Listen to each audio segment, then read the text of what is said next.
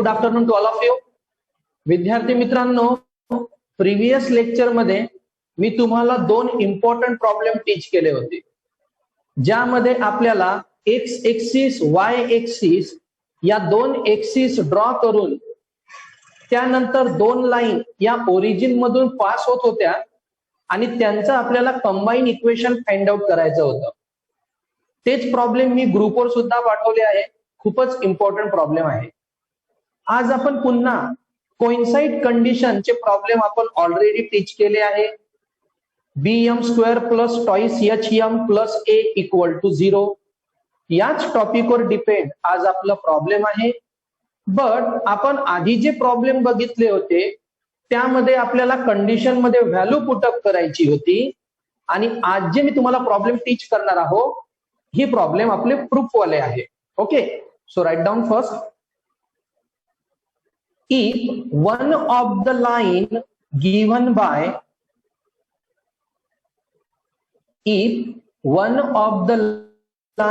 given by ax square plus twice hxy plus by square equal to 0 is perpendicular to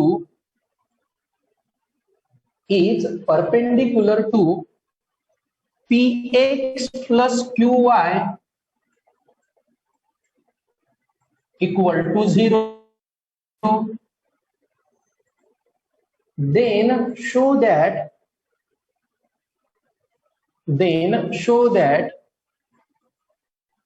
ap square plus twice hpq plus bq square equal to 0. Simple problem आहे. Just see on the board.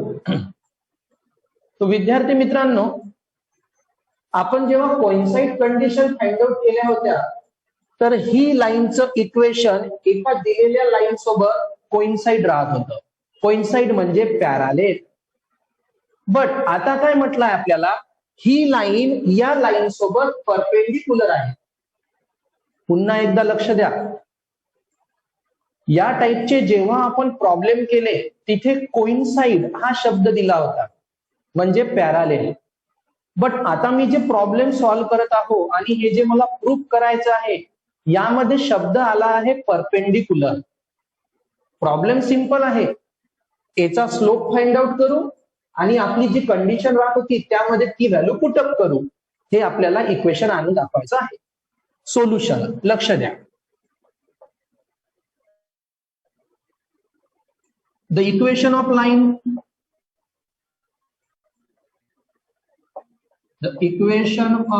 line is काय दिली आहे line आपल्याला, px plus qy equal to 0 ही दिली आहे आपल्याला equation of line. Therefore स्लोपचा formula असतो minus a by b minus as it is. a म्हणजे किती आहे p आणि b म्हणजे q, so minus p by q. ही ऍज इट इज व्हॅल्यू आपण आपल्या कंडिशन मध्ये पुटअप करत असतो. But one word is change. इथे शब्द आला perpendicular. For perpendicular slope formula असतो मायनस वन बाय एम येणार. आता कारण परपेंडिक्युलर साठी जेव्हा आपण स्लोप काढत असतो तो मायनस वन बाय एम असतो आणि जर फक्त पॅरालेल असलं सिंपल मायनस ए बाय बी. स्लोप तर मी काढलाच आहे, किती आहे मायनस पी अपॉन क्यू आहे. बट परपेंडिक्युलर म्हटलं तर मायनस वन अपॉन त्याची व्हॅल्यू पुट ऑफ करायला लागणार. So minus one upon minus P upon Q. Minus minus get cancel. P upon Q चा रेसिप्रोकल काय येणार आहे तर क्यू अपॉन पी.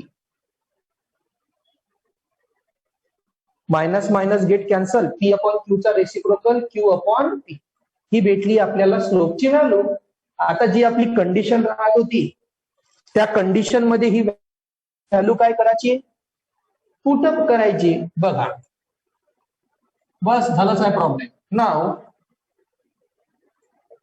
नाव कंडिशन कोणती होती, bm square twice hm plus a equal to 0. यामध्ये ही व्हॅल्यू पुटअप करू. सो b m ची value q upon p whole square twice h q upon p plus a equal to 0. Solve करू. b into काय होणार, q square upon p square twice h q upon p plus a equal to 0. LCM याचा find out करायचा. Capital व्हॅल्यूची LCM येणार आहे. Capital value p आहे का p स्क्वेअर आहे, ऑब्विसली p स्क्वेअर आहे. p स्क्वेअर ना थ्रू आउट मल्टिप्लाय करू.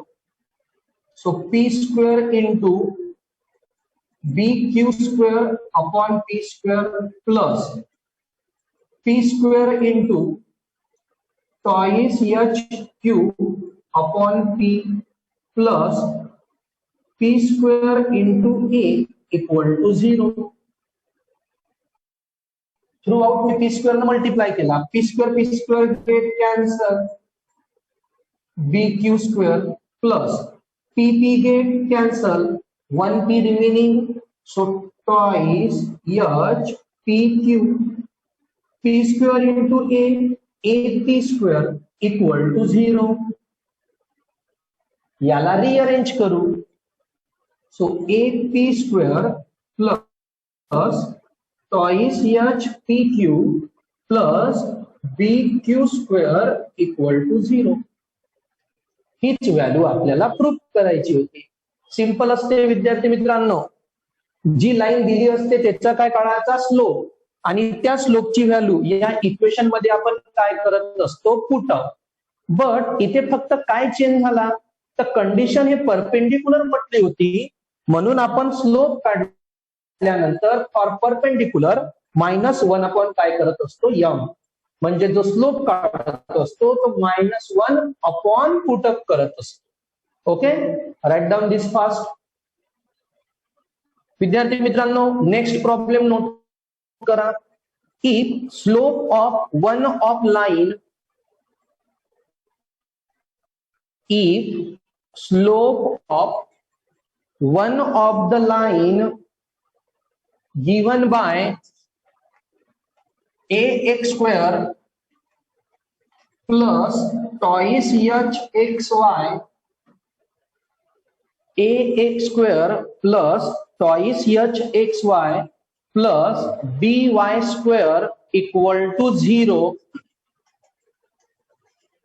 by square equal to 0 is 4 times the other,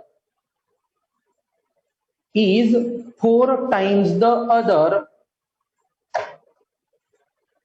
then show that 16h square equal to 25 AB.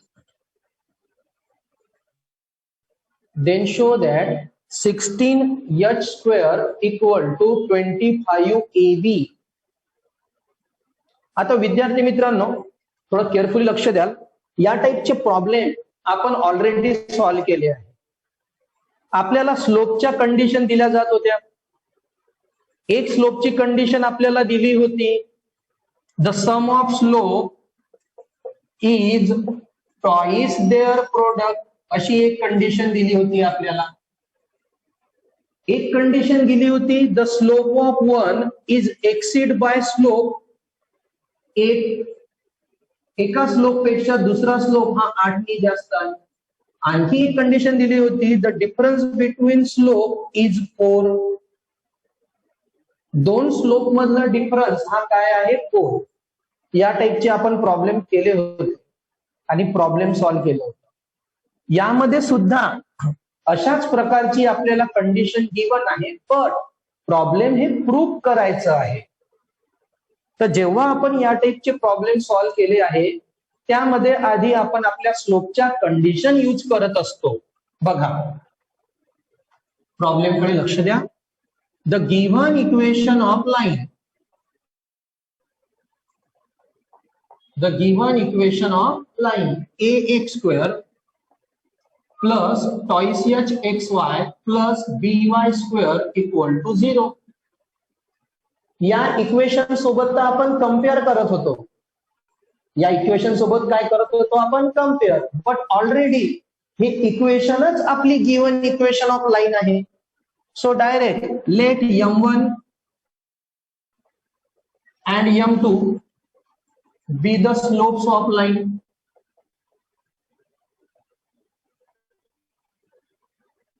m1 and m2 be the slopes of line. So first condition, m1 plus m2 equal to minus twice h upon b. पहली condition. दूसरी m1 into m2 equal to a upon b. दोन स्लोपच्या condition use. आता according to given condition,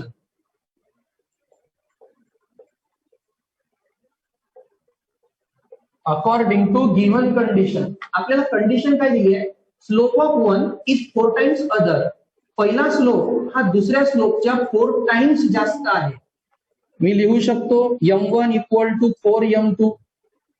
m1 हा m2 पेक्षा कितीने जास्त आहे? 4 टाइम्सनी. तर मी m1 इक्वल टू 4m2 लिहिलं. आता हीच कंडिशन आधी या इक्वेशन मध्ये पुटअप करू, मग या इक्वेशन मध्ये पुटअप करू. या टाइपचा प्रॉब्लेम केला आहे आपण. नाव m1 ची value 4m2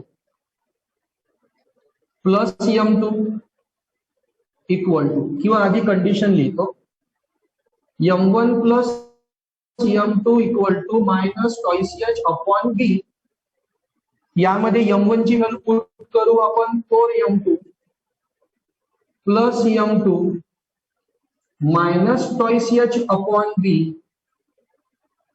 4m2 plus m2 5m2 minus twice h upon b. b या साइडला जाऊन डिवाइड होणार. सो m2 ची value minus twice h upon 5b. मी पहिल्या कंडिशन मध्ये m1 ची व्हॅल्यू पुट केली. Same second condition also. Second condition कोणती आहे आपली? m1 into m2 equal to a upon b. यामध्ये सुद्धा व्हॅल्यू पुटअप करू. m1 ची value 4m2. So 4m2 into m2 equal to a upon b. 4m2 into m2 काय येणार? 4m2 square equal to a upon b. 4 त्या साइडला जाऊन काय होणार? Divide. So m2 square equal to a upon 4b. मी m1 equal to 4m2 ही condition आधी पहिल्या इक्वेशन मध्ये पुटअप केली. यावरून आपण m2 ची व्हॅल्यू काढली. मग जी आपली दुसरी कंडिशन होती m1 into m2 equal to a upon b, यामध्ये सुद्धा मी m1 ची व्हॅल्यू पुटअप केली. आन्सर आलं 4m2 स्क्वेअर. 4 डिवाइड झाला. आता आला m2 स्क्वेअर. आता या m2 स्क्वेअर मध्ये ही व्हॅल्यू काय करू आपण? Put up. Then solve the problem. Write down this. आपण आता m2 ची व्हॅल्यू पुटअप करून घेऊ. काय येणार आता m2 ची व्हॅल्यू पुटअप केल्यावर? बघा इकडे. हेन्स m2 ची व्हॅल्यू जर पुटअप केली, so minus twice h upon 5b चा होल स्क्वेअर येणार. Because of m2 square equal to a upon 4b. Minus 2 चा स्क्वेअर 4, h चा स्क्वेअर h स्क्वेअर, 5 चा स्क्वेअर 25, b चा square b square equal to a upon 4b. B b get cancel, कारण या साइडला b square आहे, या साइडला ओनली b आहे. रिमेनिंग काय राहिला? 4h² upon 25b equal to a upon 4. आता हा 4 या साईडला जाऊन काय होणार, मल्टिप्लाय. So 4 into 4 16h². 4 या साईडला मल्टिप्लाय करा, 25b या साईडला मल्टिप्लाय होणार. So 25ab. हेच आपल्याला प्रूफ करायचं होतं. राईट डाऊन दिस.